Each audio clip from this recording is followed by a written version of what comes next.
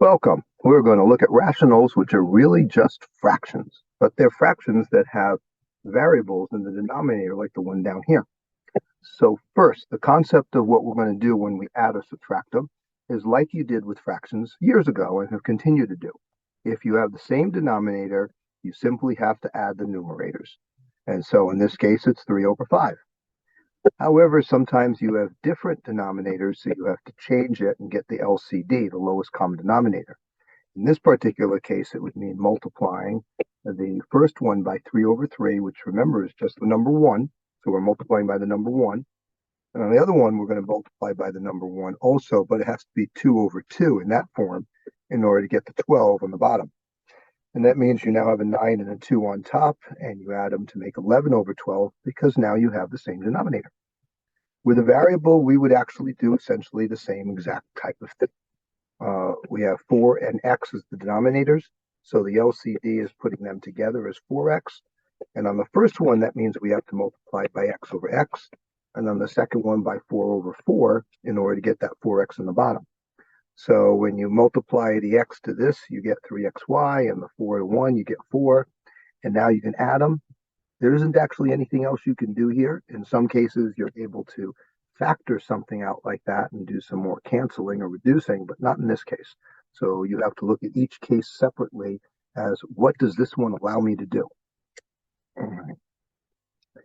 Now with a binomial, the concept is still the same. It's just more complicated to figure out and do the adding, subtracting, multiplying part, but it's not that bad. Here we have an x plus 1 and x minus 3. So the LCD is both of those together. But in order to do that, the first of these, the first fraction with the 12, needs an x minus 3 over an x minus 3.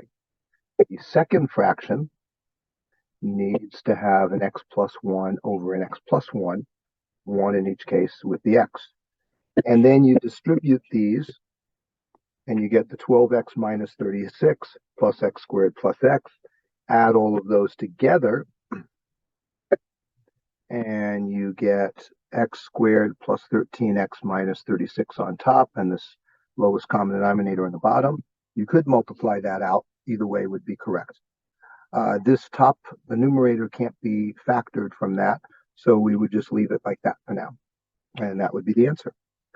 When it's subtracting, there's an added problem to have to deal with. So let's take a look at what happens here. We have these two denominators. So the actual lowest common denominator will be both of these.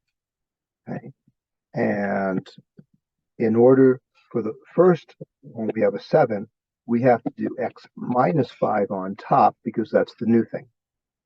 On the second one, we have to do an x plus 2 on top because that's the new thing on the bottom. So 1 over 1 again. Now let's multiply these in. Okay. And so I have a 7x minus 35 and an x squared plus 2x. And on the bottom, it's still x plus 2 and x minus 5. Now that the denominators are the same, we can put the numerators together. Well, that means it's going to be this 7x minus 35, but we have to subtract x squared, and then we have to subtract 2x. That's the key place where people tend to make errors, is that they take this negative and they forget to change the sign of the second thing. So this one's correct right now. And what that simplifies to, we're going to put, there's supposed to be an x squared there. Okay. There's a negative x squared as the largest exponent one. 7x take away 2x is 5x. And then minus 35. And on the bottom, we have the lowest common denominator. Now, one of the things to recognize is that this part here, we can take a negative out of that. And to do that, we have to change all three signs. And the reason to do that is because it allows us then to put that negative in front. That's the best way to give the answer here. The negative goes in front. And so we have an x squared minus 5x plus 35 and an x plus 2 and an x minus 5. So let's box that as the best answer. Leaving the negative on top would be acceptable as an answer, but it's not the best way to do it. Now let's look at a more complicated type of problem. There's a more complicated lowest common denominator one, but some of it will simplify out. So first thing we can see is that we can do some factoring. So let's do 2x squared plus x minus 6.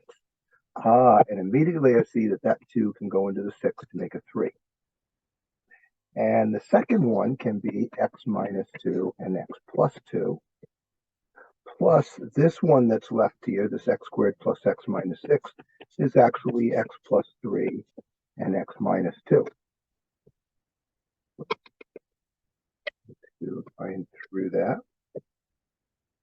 And now let's rewrite it with everything cleaned up, since we just did so much with it. Plus 3 and x minus 2 minus 2 over x minus 2 and x plus 2. Well, now we can identify the lowest common denominator by a combination of all of the denominator parts, except we don't need repeats from different fractions. So we need an x plus 3,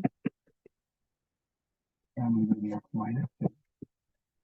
And we need this x plus 2, but we don't need this x minus 2 because it's already here, unless there were 2 x minus 2's in one of the fractions. So what we need is simply the LCD to be something that the entire denominator is part of. So I've just identified that it should be x plus 3, x plus 2, x minus 2. That includes the x plus 3 and the x minus 2 here, and it has something new. The something new part, in fact, I want to write that in blue. The new part of it is going to be what's in blue here, where it's let's see. Let's just make that minus 2. And the new one is x plus 2. So I put that on top also. And on the second one, I do the same concept, except this time it's the x plus 3 that's the new thing. And so I put that on top and bottom. Now let's multiply out these parts. In fact, just identify, well, I'm going to have 3x plus 6, but I'm going to distribute here.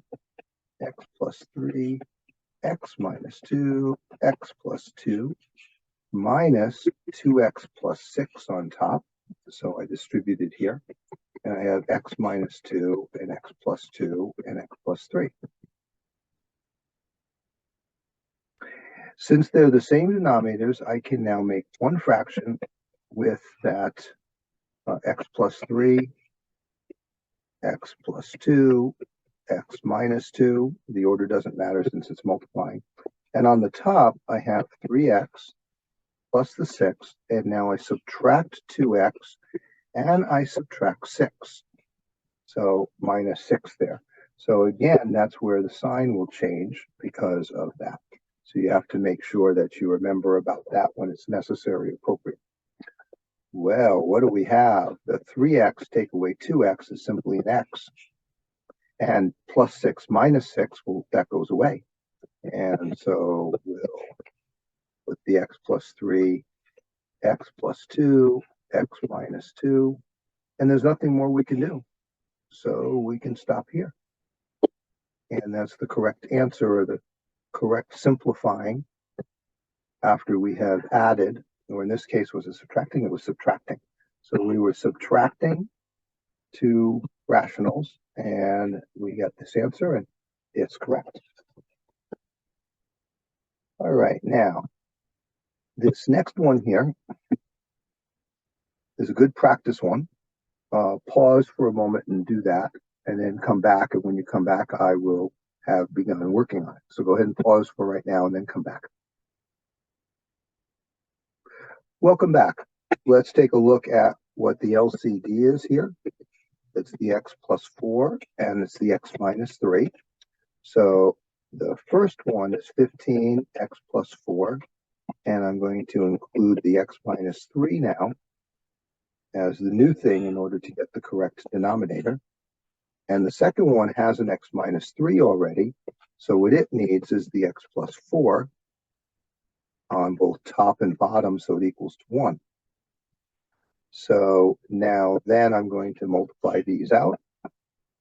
So it's 15x minus 45 on 1, x plus 4 and x plus 3, minus, and the other one has 4x minus 16. Oops, plus 16, because I'm not applying the negative in front of this. I'm just doing 4 times 4. And x plus 4 and x minus 3. Well, now we can actually put these together. It's one fraction of x plus 4 and x minus 3. Just realized that when I put plus 1, it should be a minus, and now I get that right. So on the top, what we have is 15x. Well, we're taking 4x. 15x minus 4x is 11x. And actually, I think I'll write that. So we're going to 15x minus 45 minus 4x and minus 16. So now 15 take away 4x is 11x. Minus 45 minus 16 is minus 61. And I have an x plus 4 and an x minus 3. And there's no more factoring that I can do with that numerator. So this is as far as we can go. And so that's the correct answer for this problem. If you had that, you were correct. This next one has some factoring and finding the LCD. Let's practice that one. Go ahead and do this one yourself. Stop and do it. Pause the video and then come back to it when you're done. Okay, welcome back. This one can be factored to x plus 3 and x minus 3, which means the LCD needs to have an x minus 3 and an x plus 3, and the third one already has both of them. So what we're going to do for the first problem, or the first of the fractions, is we're going to need to include now x plus 3 in it. And so top and bottom will multiply by x plus 3. Minus 2x times, and on the bottom we have x plus 3 already, but we don't have the x minus 3. So we'll have to multiply by that. And the third one already has both parts of the lowest common denominator, so we do not need to change anything there. So the top, now I'm going to multiply each of these. So I have 2x squared plus 6x over the lowest common denominator. And then here I have 2x squared minus 6x. So 2x times negative 3 is minus negative 6x. And the third one, again, still doesn't change. Now, since they all have the same denominator, we could put them all into one fraction. X plus 3 and x minus 3 is the denominator. And here I have a 2x squared plus 6x minus 2x squared, but then that minus has to affect that. So it's plus 6x plus 36. And then finally now, it looks like the 2x's can cancel out. And 6x plus 6x is 12x plus 36 over x plus 3 and x minus 3. But the numerator can be factored. That's 12 times x plus 3. This is an important part of something that you have to watch for, keep an eye out. That if something can be factored, you need to do it.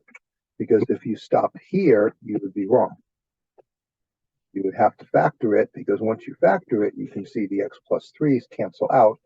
And so we get a much simpler answer of 12 over x minus 3. That we can't do anything more with. So that is our final answer. So yes, you are required to continue working until there's nothing more that you can do with it.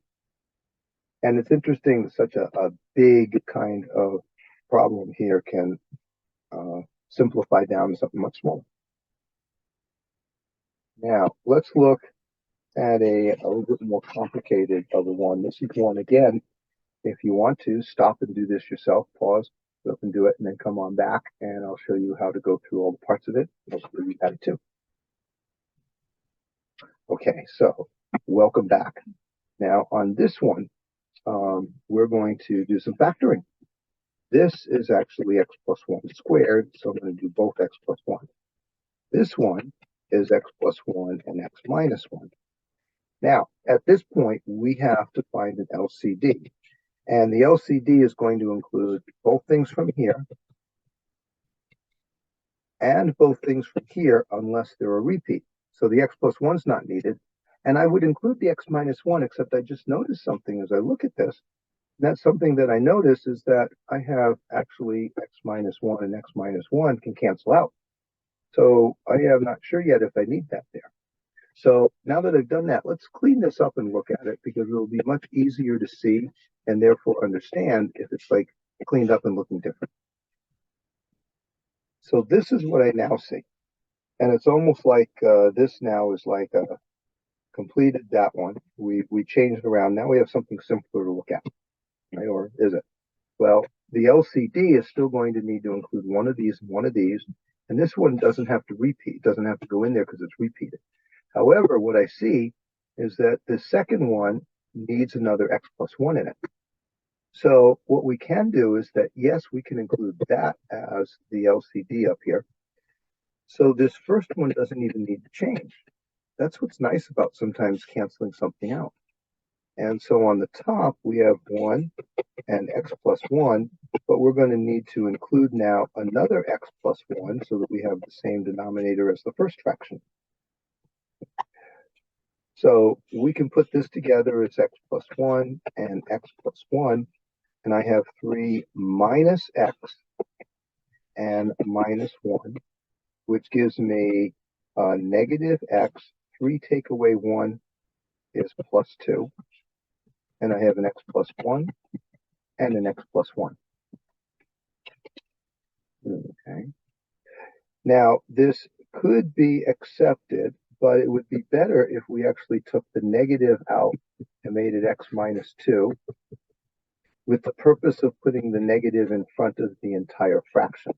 So our actually best answer is negative over x minus of x negative, and then the fraction x minus 2, x plus 1, and x plus 1. That's our best answer. These other ones are okay answers, but it's better if you go so far as to correctly take the negative out of the top, but you have to change both signs, both things signed. And there's the correct answer for this one.